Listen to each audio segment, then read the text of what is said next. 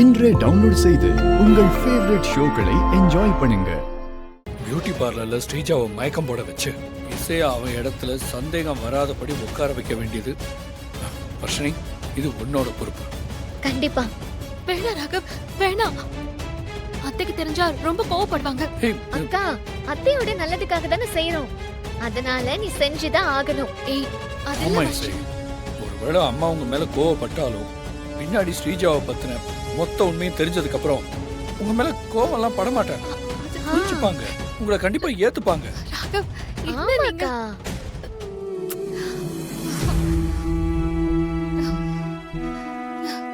நீங்க நீங்க சொல்றதெல்லாம் சரிதான்.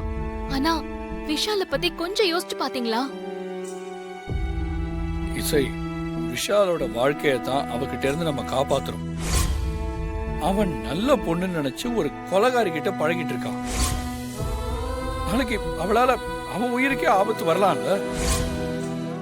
சோ அவளை பத்தி உண்மை தெரியும் போது அவன் கண்டிப்பா உங்களுக்கு நன்றி தான் சொல்லுவான். ஐயோ, நீங்க சொல்றதெல்லாம் எனக்கு புரியுது. ஆனா நீங்க சொல்றத என் மனசு ஏத்துக்கல. என்னால மனமேடையில உட்காரவே முடியாது. இசை, அது என்ன நம்பின என் அத்தைய நான் ஏமாத்துற மாதிரி இருக்கு. ப்ளீஸ் ப்ளீஸ் ராகவ், என்னால இந்த ஒரு விஷயத்தை மட்டும் பண்ணவே முடியாது. இசை. ப்ளீஸ். இசை, நம்ம குடும்பம் நல்லா இருக்கணும்னு நீங்க நினைக்கிறீங்களா இல்லையா? ஆமாக்கா, அந்த ஸ்ரீஜா இந்த வீட்டுக்கு மருமகளா வந்தா இந்த குடும்பம் நல்லா இருக்கும்னு நீ நம்புறியா? இசை, நீங்க அம்மாவுக்கு கொடுத்த வாக்குக்காக யோசிக்கிறீங்க. ஆனா என் அம்மாவோட உயிருக்காக நான் பேசுறேன். ஸ்ரீஜா எங்க வீட்டுக்கு மருமகளா வந்தா கண்டிப்பா கண்டிப்பா அவ எங்க அம்மாவை பழி வாங்குவா. எப்படியாவது அம்மாவை கொலைய செய்வா. சரி, யோசிக்காதீங்க. நீங்க யோசிக்கிற ஒவ்வொரு மினிட்டும் அந்த ஸ்ரீஜாக்கு அட்வான்டேஜா மாறும்.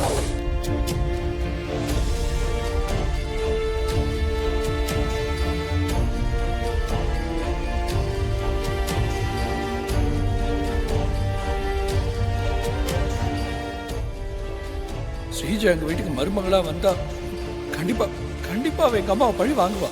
அவ இந்த வீட்டுக்கு மருமகளா வந்தா கண்டிப்பா அத்தையும் கொலை பண்ணுவா.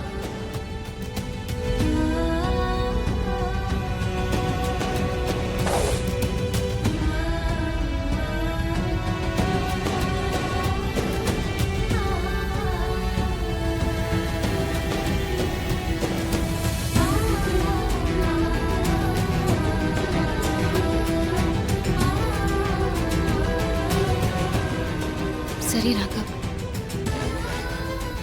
நீங்க சொல்றதுக்கு நான் சம்மதிக்கிறேன்.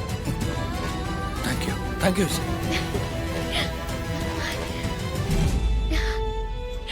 என்ன ஸ்ரீஜா, இன்னும் நீ ரெடி ஆகல? இல்லத்த, நான் மேக்கப் போட போறேன். அங்கேயே போய் புடவையும் மாத்திட்டு வந்துடுறேன். சரிம்மா, முகூர்த்தத்துக்கு இன்னும் கொஞ்ச நேரம் தான் இருக்கு. காரும் ரெடியா இருக்கு. மேக்கப் ஏதாவது வேணும்னா சீக்கிரம் எடுத்துட்டு கிளம்புங்க. சிந்தாமணி, கூட நீயும் போ, டைம் ஆயிடுச்சு. பியூட்டி பார்லர்ல ரொம்ப நேரம் ஆக்காம சீக்கிரமா கூட்டிட்டு வந்துரு. சரிங்க. நீ ஸ்ரீஜாவை நான் கல்யாணம் பொண்ணா அழகா ரெடி பண்ணி கூட்டிட்டு வந்துடுறேன். சரி, கார் ரெடியா இருக்கு, போங்க, டைம் ஆச்சு. என்ன வர்ஷினி, ஸ்ரீஜாவை பத்தியா அங்க பாரு. பியூட்டி பார்லர் போக ரெடியா இருக்கியா?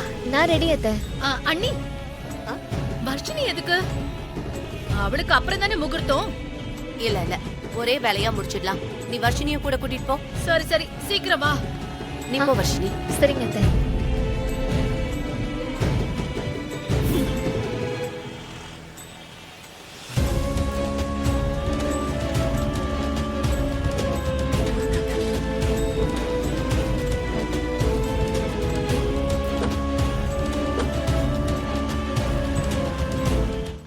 இசை, நீ கிளம்பு. ஐயோ வேணா ராகவ், எனக்கு என்னவோ இது சரியா படல. இல்ல இசை, இதுதான் என் முடிவு. நீ தயவு செஞ்சு ஒத்துக்கோ ப்ளீஸ். இது பாரு, இப்ப வேணா உனக்கு இது தப்பா தெரியலாம். ஆனா அம்மாவுக்கு உண்மையெல்லாம் தெரியும் போது உன் மேல இருக்கிற தப்பு எல்லாமே மறைஞ்சு போயிடும். நமக்கு வேற வழியே இல்ல இசை. நம்ம வேற ஏதாவது யோசிக்கலாமா? இசை, இன்னும் அரை மணி நேரத்துல முகூர்த்தத்தை வச்சுக்கிட்டு இப்ப ஸ்ரீஜா விஷால கல்யாணம் பண்றதை தடுக்க முடியுமா? அத்தைக்கு நான் ஸ்ரீஜா இடத்துல மணமேடையில உட்கார்ந்துருக்கேன்னு தெரிஞ்சா அவ்வளவுதான் ராகவ். நான் அத்தை கிட்ட சத்தியம் பண்ணிருக்கேன், விஷால் கிட்டயும் சத்தியம் பண்ணிருக்கேன். நான் மட்டும் அங்க உட்கார்ந்தா அதுக்கப்புறம் என்ன ஆகும்னு கொஞ்சம் யோசிச்சு பாருங்க. இசை இங்க பாருங்க, அம்மாவை எப்படியாவது சரி பண்ணிக்கலாம், அதே மாதிரி விஷாலையும் எப்படியாவது சரி பண்ணிக்கலாம். ஆனா அந்த ஸ்ரீஜா ரொம்ப தப்பான பொண்ணு. விஷாலை கல்யாணம் பண்றது மட்டும் அவளோட டார்கெட் கிடையாது. எங்க அம்மாவை கொல்றது தான் அவளோட டார்கெட். அவகிட்ட இருந்து எப்படியாவது எங்க அம்மாவை காப்பாற்றணும் இசை. ப்ளீஸ், எங்க அம்மாவுக்காகவாவது இந்த முடிவுக்கு சம்மதிக்கணும். இசை கிளம்புங்க இசை, நேரம் இல்லை. இது பாருங்க, மற்றதை நான் பார்த்துக்கிறேன். நீங்க கிளம்புங்க, வெளியில கார் வெயிட் பண்ணுங்க, போங்க. வேணாம் ஓ, கிளம்பு, டைம் வர ஆயிட்டே இருக்கு. எல்லாத்தையும் நான் பார்த்துக்கிறேன், கிளம்பு. ஹலோ, ராகவ் சார், எல்லாமே ரெடியா இருக்கு. பொண்ணு வந்துட்டாங்கன்னா கொஞ்ச நேரத்துல ரெடி பண்ணி அனுப்பிடலாம். ரேகா, எனக்காக ஒரு ஹெல்ப் பண்ணணும். சார், நான் லைஃப்ல ரொம்ப கஷ்டப்பட்டுட்டு இருந்தேன். என் மேல இறக்கப்பட்டு என்ன நம்பி இந்த பியூட்டி பார்லர் வச்சு கொடுத்து எவ்வளவு பெரிய ஹெல்ப் பண்ணிருக்கீங்க. உங்களுக்கு ரொம்ப கடமைப்பட்டிருக்கேன் சார். என்ன செய்யணும் சொல்லுங்க.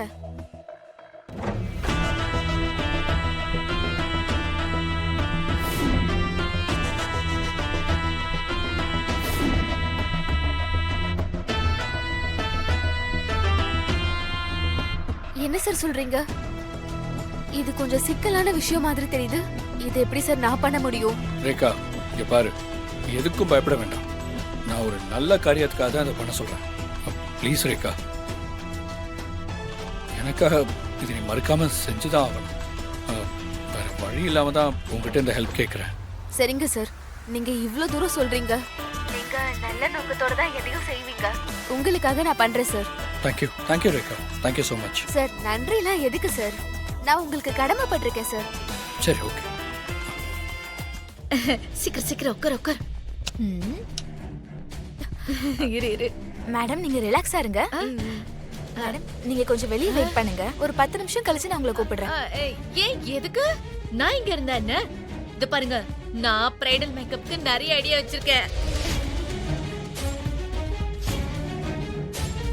மேடம், அது பிரைடல் இல்ல மேடம், பிரைடல் மேக்கப். பிரைடல் எனக்கு தெரியும். அதுக்கு தான் நான் நிறைய ஐடியா வச்சிருக்கேன். நான் எங்கேயே இருக்கேன். அதெல்லாம் என்கிட்ட கொடுத்துட்டு ஒரு 10 மினிட்ஸ் வெயிட் பண்ணுங்க. நான் முடிச்சிட்டு கூப்பிடுறேன். சரி, இது புடி. கொடுங்க.